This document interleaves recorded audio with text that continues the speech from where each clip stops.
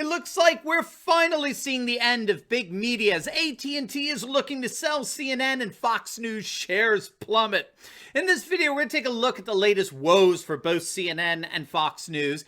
We're going to find out that their fails are just the tip of the iceberg of collapsing ratings for the mainstream media as a whole, and why we can expect that the future of news and information is precisely what we have here on this channel. You are not going to want to miss this. Welcome everyone, Dr. Steve here, ready to bring you our latest episode celebrating the inevitable collapse of left-wing globalism and the unstoppable rise of a new conservative age. So if you haven't already done so, you know what to do. Make sure to smack that bell and subscribe button. We'd love to have you as a regular part of this channel where each and every day we focus on optimism and encouragement in the midst of all the defeatist fake news spewed out by the mainstream media. Now, before we begin, make sure to click on the link below and head on over to my special website for My Patriot Food Supplies. We saw with the whole pandemic insanity, which may be starting up again, we can't wait for an emergency to happen before we respond to one, and no one makes preparing for an emergency more ridiculously easy and affordable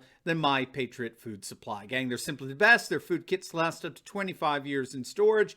They include breakfasts, lunches, and dinners, and best of all, they've got a guarantee policy that's going to absolutely knock your socks off. And if you act now, you can save $100 off a full 4-week emergency food supply when you click on that link below to my special website. You heard that right, 100 smackers off.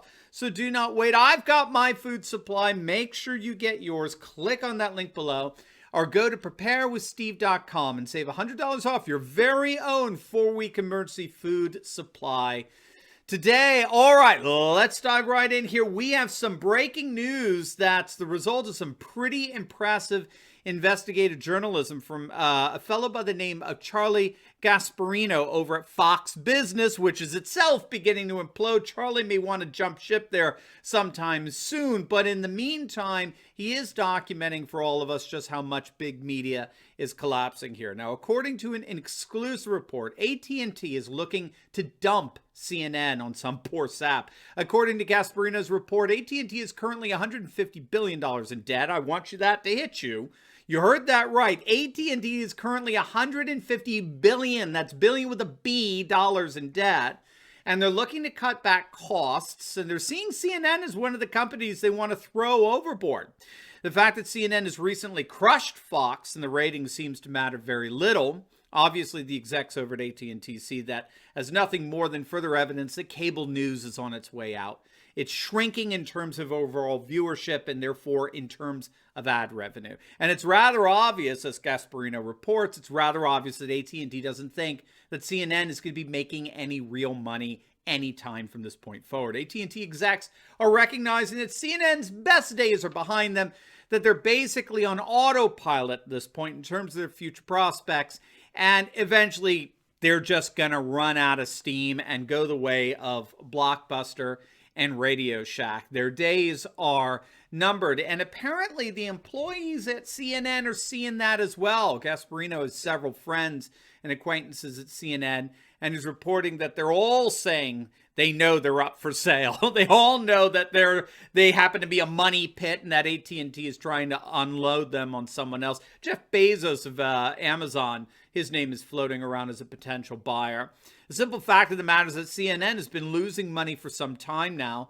Back in April of this year, the Wall Street Journal ran a headline, "Life at CNN, skeleton staff, record ratings, and vanishing ads." And it goes on to point out that the coronavirus has wiped out their revenue projections. Again, they thought that their ratings, their higher ratings, would be able to weather the storm, as it were, but obviously AT&T doesn't think so. Or at least they're not seeing any bang for the buck in terms of CNN's ratings. Again, having record ratings in an industry that's sinking isn't anything to write home about. For example, the ratings for election night in 2020 were down 20% on cable news than they were in 2016. They were even down from 2012.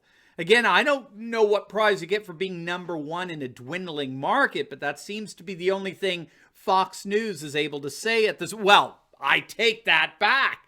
Not only has Fox News plummeted in terms of viewership since election night, but did you see this? Their shares fell 6% the other day after speculation that President Trump is going to launch his own conservative news channel precisely to take Fox down. Now, this is, of course, if Trump is unsuccessful in overturning the fraud-laden election results. But just the mere mention of Trump in his barrage of tweets, just Trump even hinting at starting a rival network to Fox was enough to have Fox shares drop 6%. Can you imagine what they'll drop? Well, if there was an actual channel launched, Trump at some point is going to be finished with the presidency. So Fox days appear to be numbered in relation to that. Already as we speak, Newsmax has surpassed Fox Business as well as CNBC in terms of their daytime ratings. Nielsen reports gives Newsmax 287,000 viewers per minute from the 9 a.m. to 4 p.m. time slot the day after the election. Newsmax also beat out Fox Business in prime time with 205,000 viewers as compared to 138,000 for Fox. So if we take a step back here, what's going on? We're seeing corporate heads wanting to dump CNN. We're seeing Fox News shares fall, only surpassed by the speed of their plummeting ratings. Something else must be going on other than just ticked off conservatives turning off the channel, right? Well, something is happening that is affecting adversely both CNN and Fox News, and in fact, virtually the whole of big media. For example, take a look at this. This is a list compiled by the Poynter Institute for Media Studies. Look at it. This is a list of all the media layoffs, furloughs, and closures that have been caused just over the last several months by the coronavirus. Now, this will give you an idea of just how devastating the virus has actually been to the corporatist globalist media. Some of the hardest hit left-wing outlets are BuzzFeed, right? The left-wing outfit BuzzFeed, it's literally dying. They've had to lay off and furlough a number of staff members. Vice, good old Vice, they're laying off staff left and right. Vox, not Fox, but in addition to Fox, Vox with a V, they furloughed more than 100 employees. Vox is pretty ultra left-wing. I mean, we could go on and on and on. The corporatist globalist media is getting decimated as we speak. In fact, the New York Times published its findings on the amount of job losses suffered by those who work in mainstream news media outlets, where they found that more than 33,000 news professionals have either been furloughed, lost their jobs, or have had their pay reduced since the beginning of the economic lockdown brought about by the pandemic. But the important thing to get here, like what we're seeing with CNN and Fox, is that this media crisis emphatically did not begin with the COVID-19 pandemic. This has been an ongoing trend. Indeed, the British Guardian understands this. In reporting on the shutting down of over 150 Australian newsrooms since January of last year, note how they put it. The COVID-19 crisis has caused nothing less than a deepening of this media crisis. This is a media crisis that's not been caused by the coronavirus, but has rather been exacerbated or worsened as a result of the pandemic, having been traced back to January 2019. A full-fledged media collapse was well underway long before the coronavirus appeared. So what on earth is going on here? Well, before we answer that, we've got something for you podcast fans out there. We recently launched our brand new Turley Talks podcast, which tens of thousands of you have been downloading, and I cannot thank you enough for that. And we're excited to share with you that we're now the 14th most downloaded podcast for American news on Apple Podcasts. We've jumped 20 slots just in the last few weeks. It's absolutely amazing. We're now officially in the top 20 of American news broadcasts, and we have you to thank for it. But you can help us actually become the #1 conservative news and commentary podcast by simply clicking on the link below in the pinned comments section and signing up to download our new podcast twice a day, every day. You can take Turley Talks anywhere you go. So make sure to click on the link below, sign up for our Turley Talks podcast, share it with your friends, and let's make it to #1 together. All right, so what's going on here with cable news, with Fox, CNN, big news media as a whole shrinking and imploding in terms of its ratings? Well, believe it or not, scholars basically are seeing the end of big media. And they're seeing the end of big media because they're seeing the end of what's called mass society. Okay, mass society was the kind of industrialized society that developed at the tail end of the 19th century. It flourished in the 20th century, when we first started getting these colossal, centralized bureaucratic institution structures around which the world basically revolved. So this is when life began to recalibrate around metro centers like Washington, D.C., or eventually Brussels in Europe. We began to recalibrate around Silicon Valley and really the coastal gentry liberal cities from Sacramento to San Diego. And this is the world of big media, of Rockefeller Center in New York, the big CNN building in Atlanta. The problem here is that society is basically dead. It's being rapidly replaced by what scholars call the network society. And a network society is different from mass society in that mass society was still very much location driven. So if I wanted to get into gambling, like the gambling industry, I'd have to move to Vegas. Or if I wanted to get into finance, I'd have to move to Wall Street or in proximity to some big financial center. If I wanted to break into country music, I'd have to move to Nashville. But what scholars are noticing is that we don't have to do that anymore.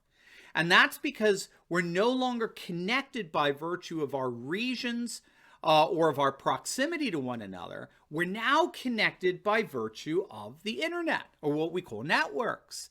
And now if I want to break into country music, all I need is a guitar and a $100 webcam. And I can load up my videos on YouTube or Vimeo and reach perhaps even more people than I could ever have done the traditional way of going through Nashville. I don't know how many of you know the band Journey, but the band Journey's new singer, a guy named Arnel Pineda from the Philippines, Neil Schon, the guitarist for Journey, he discovered him on YouTube.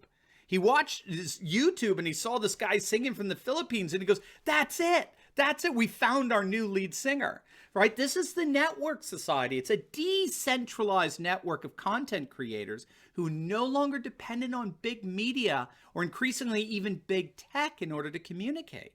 And so what this means is that decentralized content creators like what we have here on YouTube or on Parler or on BitChute and a whole host of other platforms, which are really just beginning, we're the future of news. We're the future of political commentary.